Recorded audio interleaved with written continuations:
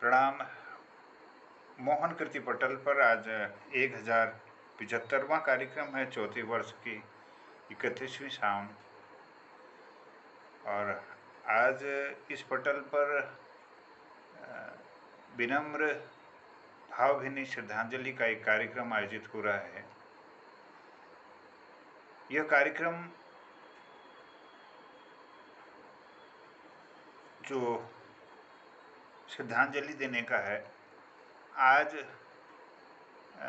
हमें इस हमारे व्हाट्सएप ग्रुप पर एक जानकारी मिल पाई है, जो है आदरणीय श्री प्रतिबिंब बड़थवाल जी के बारे में, और दूसरी है हेमचंद्र उप्रेती जी पिथौरागढ़, जो हमारे जनोदा के मित्र भी रहे। इन दोनों को हम श्रद्धांजलि दे रहे हैं। इनके असामयिक निधन का दुखद समाचार हम सबको मिला है। मैं पहले प्रतिबिंब बड़थवाल जी को नमन करता हूं और हेमचंद उप्रेती जी की आत्मा को नमन करता हूं, और ईश्वर से प्रार्थना करता हूं कि अपने श्री चरणों में इन्हें वह स्थान दें और समस्त परिजनों और कुटुंबियों को इस दुख की घड़ी में शक्ति प्रदान करे, धैर्य प्रदान करे। मैं संक्षिप्त रूप से पहले प्रतिबिंब जी के बारे में बताना चाहता हूँ। इनकी उम्र लगभग 60 वर्ष की रही, और दुबई में बहुत समय तक ये रहे, और फिर बम्बई में, और उसके मुंबई के बाद फिर ये दिल्ली में हाल में रहते थे, और मूल पौड़ी के रहने वाले थे।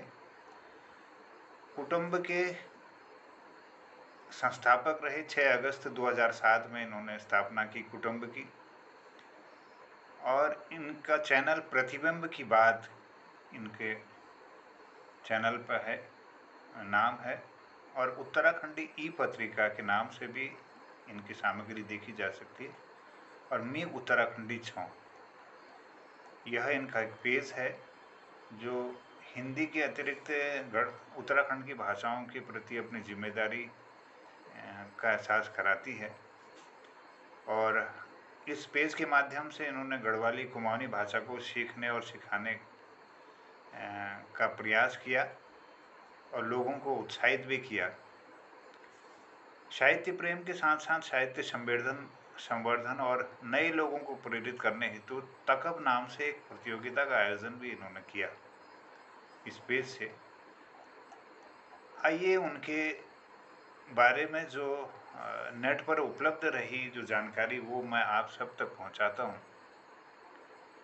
इन्होंने 23 पुस्तकें ई बुक के रूप में अमेज़न किंडल पर जो प्रकाशित हैं वो लिखी, और ये आजकल भारत में प्रवास कर रहे थे, और यूएई में 33 सालों से रहते हुए पिछले 22 वर्षों से ये अपने निजी व्यवसाय से जुड़े हुए थे, और हिंदी के प्रति जो प्रेम भारत में रहते हुए इनका पहले से ही था, वो आज भी उसी रूप में कायम देखा जा सकता है।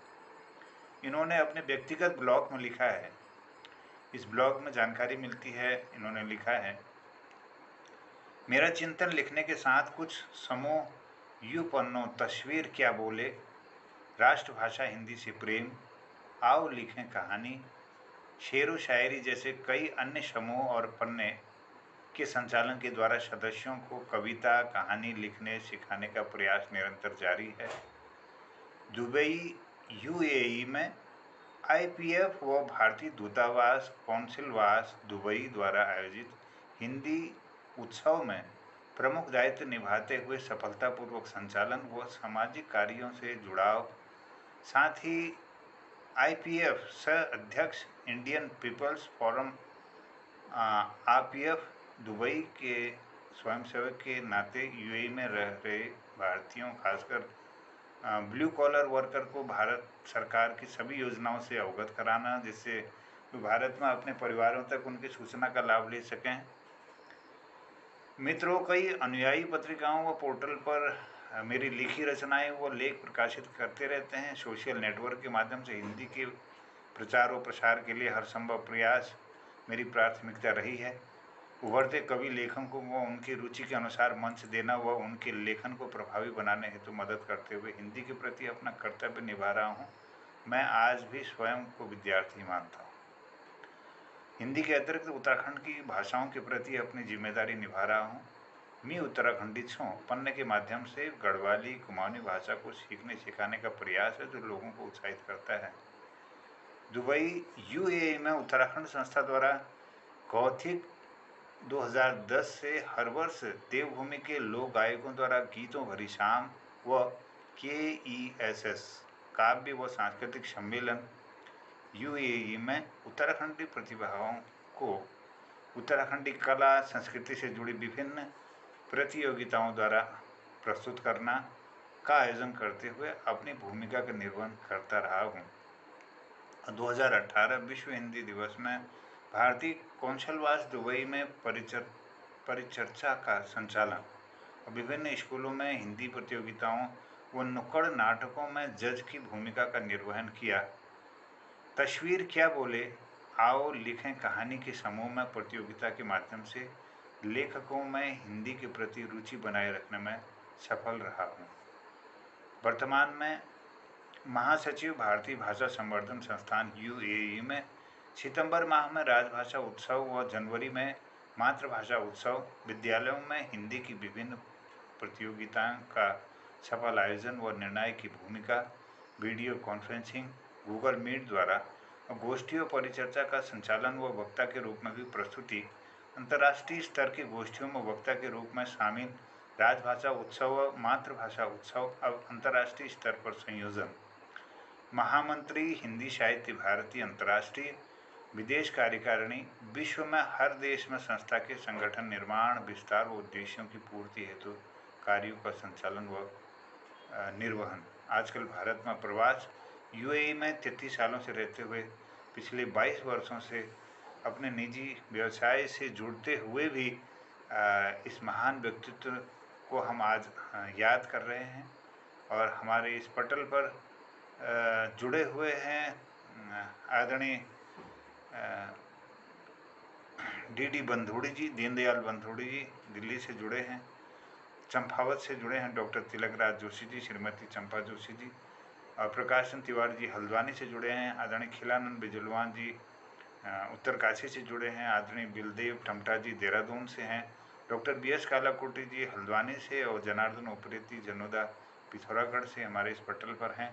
और उसके साथ ही कृष्ण सती जी हैं, कृष्ण कुमार सती जी, उनका वो इस पटल पर जुड़े हैं, और हमारे प्रकाश चंद पांडे जी कनखल हरिद्वार से हैं और प्रकाश चंद तिवारी जी हल्द्वानी से हैं। मैं आप सब के साथ हम सब की जो भावनाएं हैं, हमारी जो श्रद्धांजलि है उन तक पहुँचे, और ईश्वर से हम प्रार्थना कर सकते हैं कि आज यह दिन हम सब के लिए शोक व्यक्त करने का है और हमारा हृदय विदीर्ण हुआ है ऐसे दुखद समाचार से कि जो भाषाओं के प्रति अपने लगन से बहुत बड़ा काम कर रहे थे प्रतिबिंब जी, तो उनके जाने से साहित्य जगत को की बहुत बड़ी क्षति हुई है।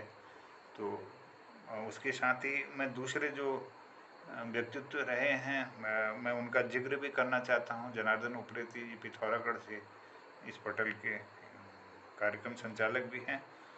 उनके प्रिय मित्र हेमचंद उप्रेती जी के जाने से भी हम सब दुखी हैं, और संजय उप्रेती जी उनके पुत्र SI हैं पुलिस विभाग में और एवरेस्ट विजेता हैं।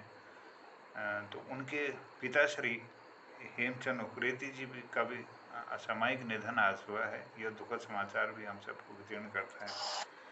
और जी महोदय, उनके दादाजी स्वर्गीय कृष्णानंद उप्रेती जी स्वतंत्रता संग्राम सेनानी हैं और हमारे जो विद्यालय का जीएससी राजकीय इंटर कॉलेज का जो नाम है कृष्णानंद उप्रेती जी के नाम से ही चलता है, उनके दादाजी हुए।